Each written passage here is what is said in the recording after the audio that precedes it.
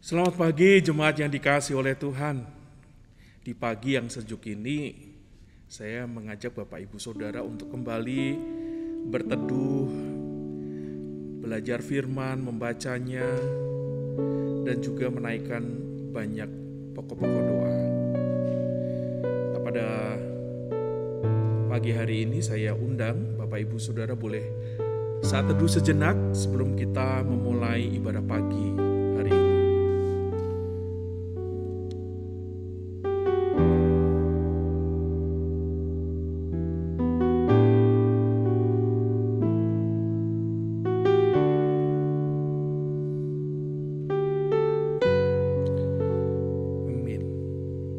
Satu bagian pujian yang indah. Saya mencoba untuk membacakan liriknya bagi Bapak Ibu Saudara.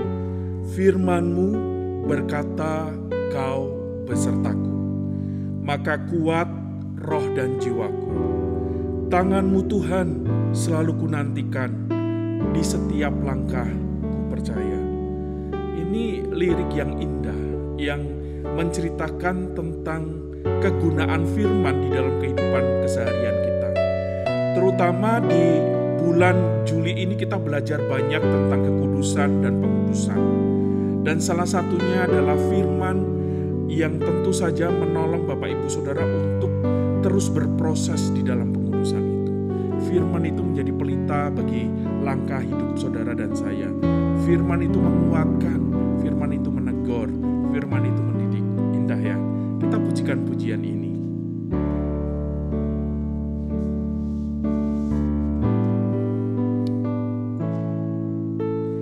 Firman-Mu berkata, Kau besertaku,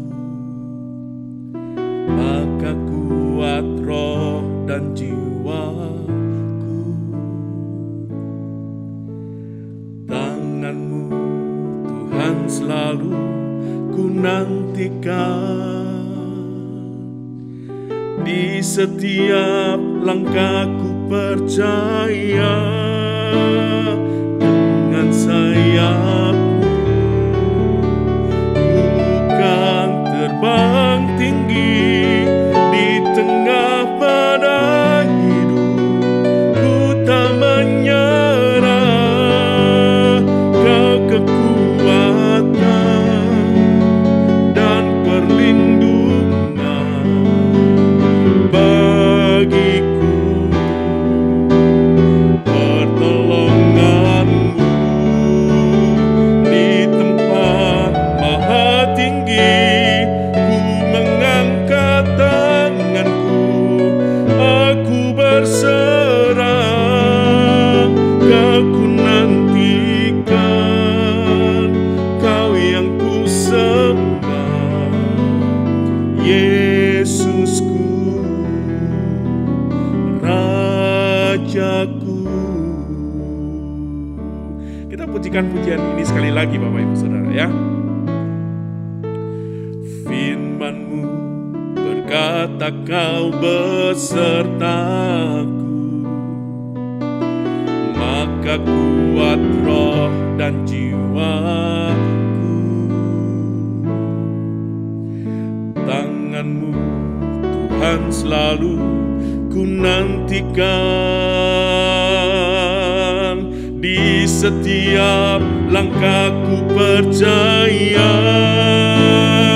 Dengan sayap-Mu ku kan terbang tinggi, di tengah badai hidup ku tak menyerah. Kau kekuatan dan perlindungan bagiku, pertolongan-Mu di tempat maha tinggi. Ku mengangkat tanganku, aku berserah. Kau ku nantikan,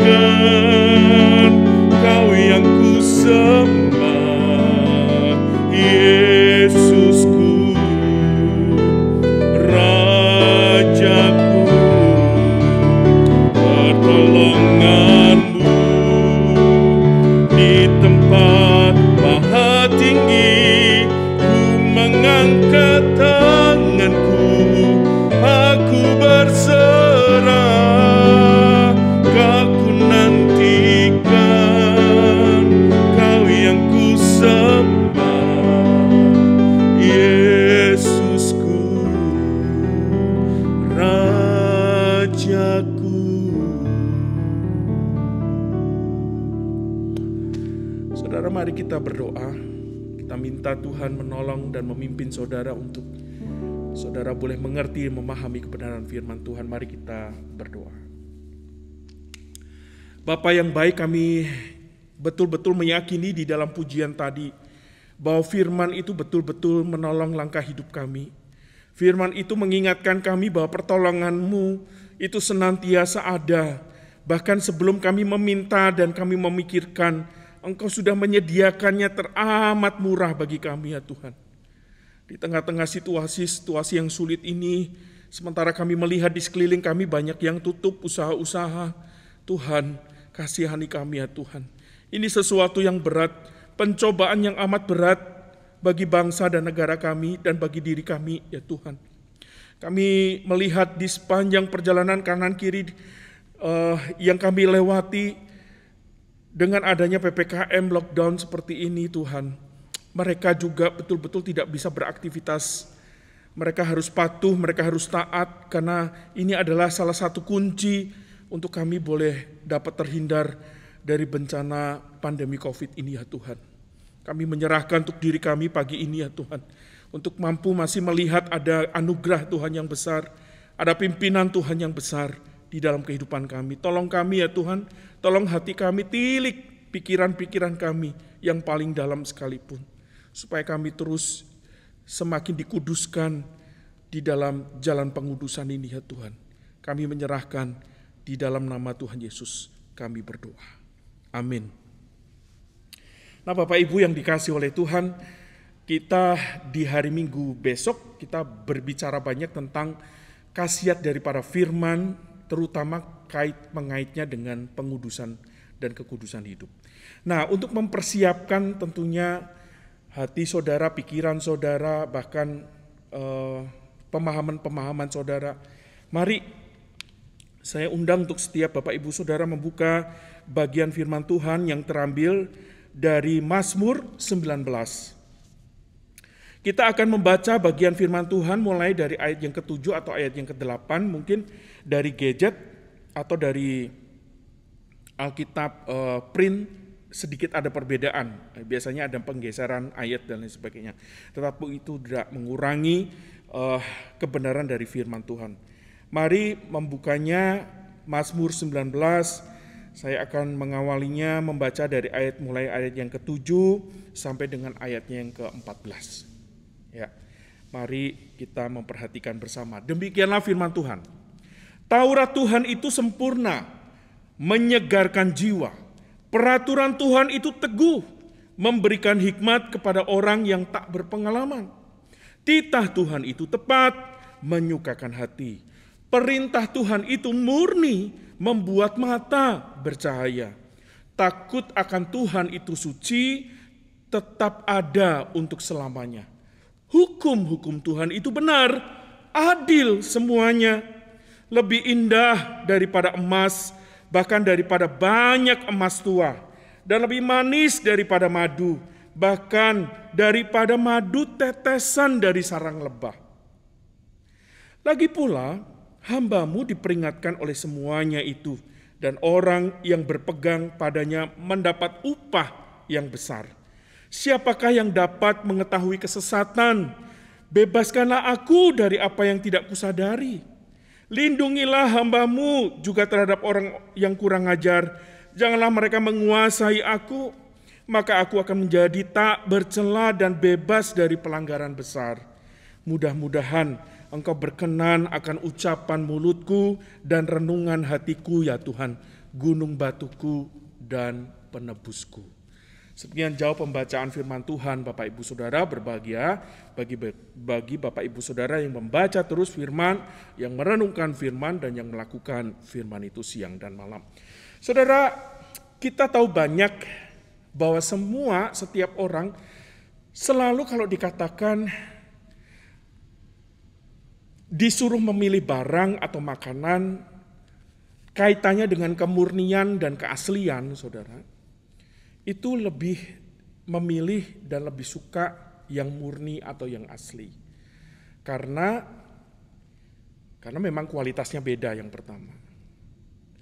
Dan berikutnya lagi, ya nilainya betul-betul berbeda gitu.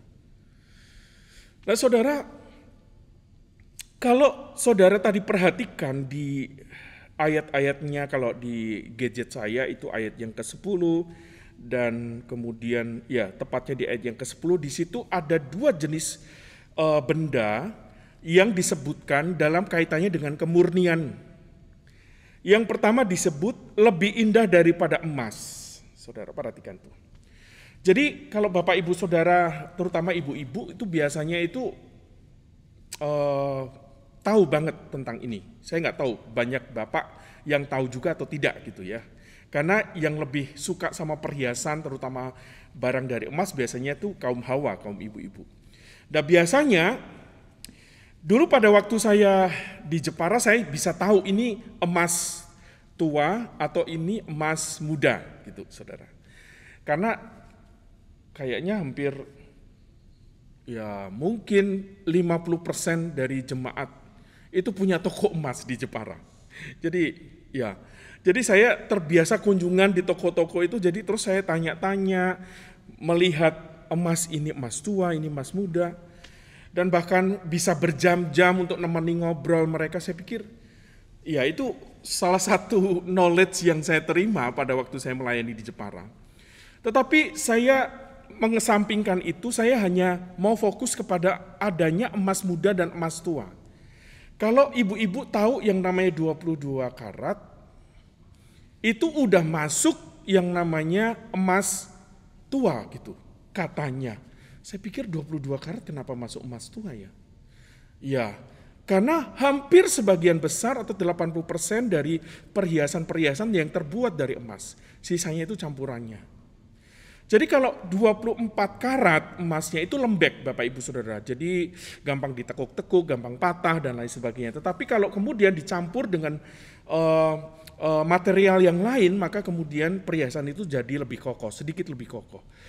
Nah, lucunya lagi Bapak Ibu Saudara, sama-sama 22 karat, sama-sama disebut sebagai emas tua, tetapi di setiap kota itu ternyata emas itu tidak bisa dijual dengan gampang dan mudah. Misal nih Bapak Ibu Saudara, saya itu beli emas di Jepara misalnya, lalu kemudian saya mau jual di Bali, nggak laku. Akan dianggap sebagai emas tak bertuan, meskipun ada surat-suratnya. Saya nggak tahu ini konspirasi apa antar pedagang, saudara. Tetapi yang saya melihat itu adalah memang ada kebenarannya di tiap-tiap kota itu punya standar masing-masing. Meskipun produknya mungkin produk nasionalnya mungkin dari pabrikan yang sama. Sekarang ada emas-emas UBS yang memang itu mensuplai demand di mana-mana, di kota-kota mana-mana. Tetapi tetap saja ada pembedaan harga. Kalau kamu mau jual emas ya balikin aja ke tokonya gitu, saudara. Nah itu ya keruwetan jual beli emas, saudara. Tetapi saya mengabaikan juga bagian itu. Saya mau ngomongin tentang emas tua dan emas muda. Emas tua itu emas yang dianggap nilai jualnya lebih besar, value yang didapat juga besar dibandingkan dengan emas muda gitu. Nah kalau kita ngomong tentang lebah, kemarin saya di sini disinggung ya, bahkan daripada madu tetesan dari sarang lebah. Saudara, kemarin itu saya iseng dengan salah satu anggota Komsel sebelum PPKM, saya mencoba untuk mengunjungi satu perkebunan lebah yang saya pikir sangat jarang ada di Bali ya, terutama maksudnya gini. Suplai madu yang ada di Bali itu kebanyakan diambil dari Jawa ataupun dari Sumba atau Sumbawa. Ya, di Bali sendiri sangat jarang orang itu kemudian ternak lebah. Saya nggak tahu kenapa. Tetapi saya menemukan satu tempat. Jadi ada salah satu di antara orang-orang yang survive dari pandemi. Dia adalah seorang guru. Lalu dia melihat bahwa semuanya karena pandemi jadi susah. Lalu dia memanfaatkan lahan yang menjadi warisan dari keluarganya, dijadikan dan disulap menjadi peternakan lebah. Saya ke sana Bapak Ibu Saudara. Ada dua jenis lebah yang umum, yang biasa Bapak Ibu Saudara temukan, dan satu lagi lebah yang kecil ya, warnanya hitam. Saya pikir itu bukan lebah, saya pikir itu kayak serangga, saya pikir itu sesuatu serangga yang nggak ada guna. Ternyata itu lebah, masuk lebah. Dan lebah itu justru madu yang dihasilkan lebah hitam kecil itu justru lebih yang mahal, saudara. Dan lebahnya itu mengandung kalau saya rasa bandingkan kalau lebah yang standar ya standar seperti biasa, tapi lebah yang lebah madunya warnanya hitam kecil itu justru ada banyak sari buahnya. Perbedaannya adalah ketika saya mencoba untuk membeli produk-produk madu di supermarket, saudara, harganya lebih murah padahal dibandingkan dengan harga di sana. Ketika saya datang ke sana melihat dengan mata kepala sendiri bagaimana terus kemudian diproduksi madu-madu itu dihasilkan dari sarang-sarang lebah. Ada bee pollennya yang kemudian dihancurkan sama dia dan kemudian dia saring dan lain sebagainya. Sehingga kemudian saya merasa harga 100.000 untuk 250 gram itu sesuatu yang wajar. Dibandingkan kalau harga 250 gram atau 250 mili di supermarket itu dihargai sekitar mungkin 40.000, mungkin paling mahal 50.000 mungkin. Tetapi ternyata keaslian dari disebutkan di sini tetesan dari sarang lebah itu jelas-jelas lebih murni, saudara.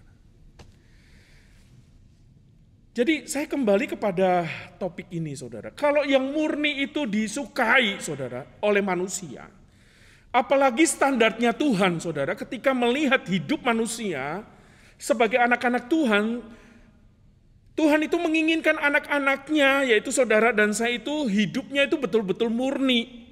Hidupnya itu betul-betul kudus. Kata lain murni itu adalah pendekatan dari kata kudus, kados. Yang artinya juga yang disendirikan, yang dipisahkan. Kemurnian itu tidak mungkin dapat dicampur dengan zat yang lain. Kalau tadi ngomong tentang emas tua, yang produk sekarang itu adalah emas yang dicampur dengan material yang lain, itu belum murni.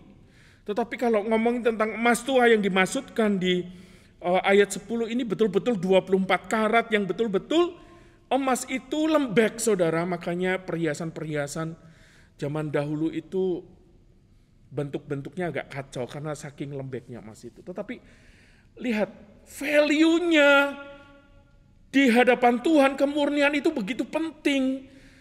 Jadi Bapak Ibu Saudara dan saya ketika melihat hidup yang sekarang ini saudara hidupi, harusnya standarnya itu adalah kemurnian itu sendiri. Suka atau tidak suka, tuntutan Tuhan untuk melihat hidup kita itu adalah kemurniannya. Gitu. Kemarin di dalam beberapa kali khotbah di 2 minggu sudah dibahas tentang bagaimana peran dari karya salib itu memberikan status yang baru kepada Bapak Ibu Saudara sebagai orang yang kudus. Orang yang sudah murni, orang yang dikembalikan kepada kemurnian hakikat daripada manusia di hadapan Tuhan sebagai gambar dan rupanya itu. Tetapi rupa-rupanya hidup di dunia tidak bisa dengan mudah dan gampang berada pada posisi-posisi seperti itu Bapak Ibu Saudara. Saudara dan saya akan diperhadapkan oleh banyak sekali pencobaan, value dunia, hal-hal yang kemudian bisa membuat saudara itu menjadi jatuh dan tidak murni kembali, itu masalahnya saudara. Tetapi kemurnian itu nggak bisa diturunkan, nggak bisa diturunkan standarnya saudara. Tuhan berkali-kali ngomong Taurat Tuhan itu sempurna, peraturan Tuhan itu teguh, titah Tuhan itu tepat, perintah Tuhan itu murni, takut akan Tuhan itu suci, hukum-hukum Tuhan itu benar. Nah semuanya itu harus didapati dalam kehidupan kita. Jadi kalau firman, perintah, titah, peraturan, semuanya itu adalah menuntun kepada kemurnian hidup. Mari kita sama-sama menjaga firman itu saudara. Mari sama-sama Bapak Ibu Saudara menjaga yang namanya kehidupan saat teduh Bapak Ibu Saudara. Mari Bapak Ibu Saudara yang sekarang ini terus berjuang di dalam hidup. Jangan pernah abai, jangan pernah kemudian fokus saudara itu kemudian dialihkan sejenak. oleh kesulitan, oleh perut yang lapar, oleh kebutuhan-kebutuhan yang semakin hari semakin, kita mau cooling down sejenak di hadapan Tuhan. Saudara, benar gak sih hidup manusia itu hanya dari roti saja? Firman Tuhan katakan bahwa kita tidak hanya hidup dari roti, tetapi juga dari firman. Jadi hal-hal yang materi memang penting dan perlu. Saya tidak menggarisbawahi itu tidak penting dan tidak perlu, tidak. Tetapi ada hal yang lebih penting dari semua-semuanya itu, yang kita harus letakkan the first, yang kita harus letakkan lebih utama dibandingkan material dan lain sebagainya. Saudara, lihat burung-burung di udara. Saya kemarin melihat satu tayangan di IG, Instagram, saudara. Ada, kalau Bapak Ibu Saudara punya Instagram, coba dilihat kembali di Denpasar Now. Biasa saya jadi followernya. Saya kepingin tahu apa yang sedang terjadi di Denpasar, di Bali. Lalu kemudian ada satu video yang menarik hati saya. Di video itu menggambarkan monyet-monyet itu datang ke satu villa yang ada di Bali ini. Tidak disebutkan villa itu di daerah mana, tetapi pasti Bapak Ibu Saudara kalau ngomong tentang monyet berarti villa itu berada dekat dengan kehidupan para monyet tentunya ya. Nah, kemudian di situ digambarkan monyet-monyet itu datang ke villa itu dan kemudian mereka beramai-ramai berlomba-lomba berenang di sana, terjun, mandi gitu, saudara. Terus komentar captionnya di Denpasar itu berbicara, meskipun kita ini sekarang ini di PPKM, artinya di lockdown, nggak boleh kemana-mana, si monyet yang kemudian enak asik menghuni villa, main di sana dan lain sebagainya. Itu mau menunjukkan satu ironi. Saudara, tanpa pernah berkata dan merendahkan yang lain, kita semua itu memang dalam keadaan susah dan sulit, saudara.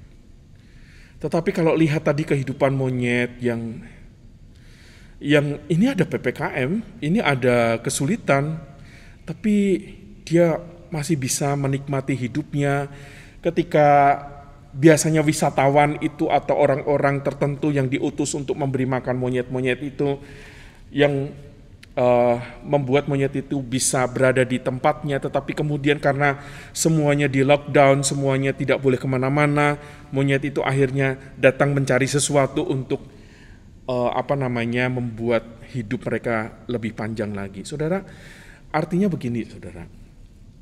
Jikalau mereka-mereka itu yang tidak punya knowledge, hikmat yang sebagaimana Tuhan anugerahkan kepada saudara dan saya diciptakan menurut gambar dan rupa Allah sendiri.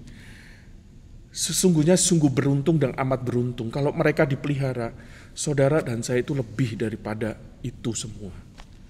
Saudara tetap dipelihara. Jadi please, saudara, jangan pernah hilangkan delete saat teduh, baca firman di tengah kesulitan ini.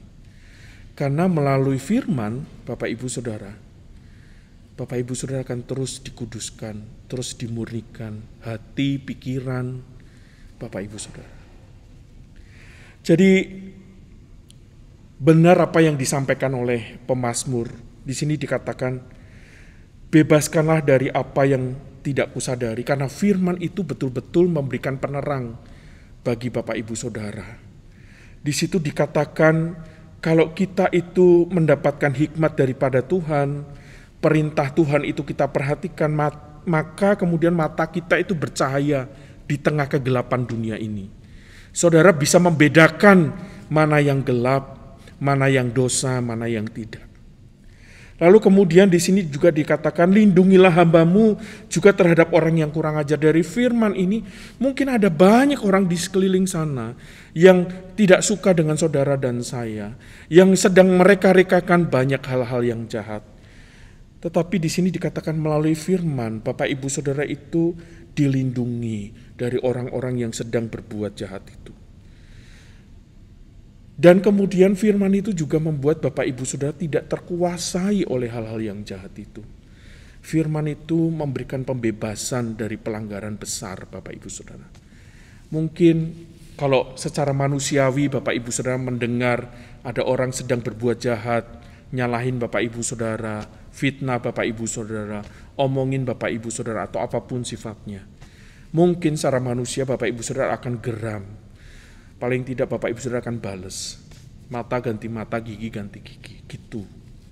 Tetapi firman Tuhan katakan pembalasan itu adalah miliknya Tuhan. Jadi bagian Bapak Ibu Saudara di sini adalah Bapak Ibu Saudara mendoakan kepada mereka-mereka yang sedang melakukan. Saudara, sungguh indah. Firman itu menguduskan. Yuk, baca firman terus. Yuk, baca firman terus-menerus. Setiap hari. Kapan Bapak Ibu sempat, kapan Bapak Ibu punya waktu luang, yuk baca firman. Mari kita berdoa. Bapa yang baik, kami menyadari ya Tuhan, diri kami yang sesungguhnya kami rapuh oleh banyak sekali pencobaan. Terutama juga kerapuhan pikiran kami, kekhawatiran kami karena pandemi dan kesulitan-kesulitan hidup. Tetapi benar apa yang disampaikan oleh pemazmur yang mengingatkan kepada kami bahwa ketika firman itu menjadi pegangan kami, firman yang murni itu membuat mata kami bercahaya, hati kami itu menjadi teguh, tidak goyah. Kami bisa melangkah dengan pasti, kami bisa berani mengambil keputusan yang tepat, yang baik. Dan tentunya itu adalah campur tangan dari firman dan Roh-Mu yang terus menerjemahkan firman itu bagi kami semua. Kami menyerahkan hidup kami ke dalam tangan Tuhan. Mungkin pandemi ini bagi banyak orang berkata ini gak akan selesai sampai akhir tahun 2021. Iya, mungkin. Tetapi juga bahkan ada yang berkata bahwa pandemi ini dan hidup dengan masker itu akan berlangsung sampai 3 tahun ke depan. Artinya dari permulaan sudah hampir masuk 2 tahun ini, lalu masih ada lagi 3 tahun. Tuhan, bayangan-bayangan seperti ini menakutkan kami, membuat kami gentar. Terus kami makan apa? Terus kami harus berbuat apa? Ekonomi kalau kami bergerak bisa jalan, tapi kalau kami terus disuruh diam, gak ngapa-ngapa, itu juga sulit. Tuhan, tolong kami, firman-Mu meneguhkan kami untuk terus mentaati apapun yang menjadi keputusan yang terbaik dari pemerintah. Karena sesungguhnya apa pemerintah yang Tuhan sediakan bagi kami itu adalah wakil-Mu. Engkau sudah tunjuk, Engkau sudah angkat mereka, Engkau sudah kemudian izinkan mereka memerintah. Kami semua harus dengan taat untuk mentaatinya. Tuhan, terima kasih untuk kesabaran yang Tuhan terus tambahkan bagi kami. Kami berdoa, kami mengingat ya Tuhan, teman-teman dan rekan-rekan kami yang lain yang hidupnya sudah sangat sulit ini. Berikan juga kesabaran yang sama. Kami menyerahkan di dalam nama Tuhan Yesus kami berdoa. Amin. Nah, Bapak Ibu yang dikasihi oleh Tuhan, sebagaimana kita tahu biasanya Bapak Ibu Saudara nanti setelah ini akan ada pokok-pokok doa. Mari sekali lagi jangan di skip, jangan dilewatin, tapi baca dengan baik lalu doakan itu. Selamat weekend Bapak Ibu Saudara, Tuhan memberkati Bapak Ibu Saudara.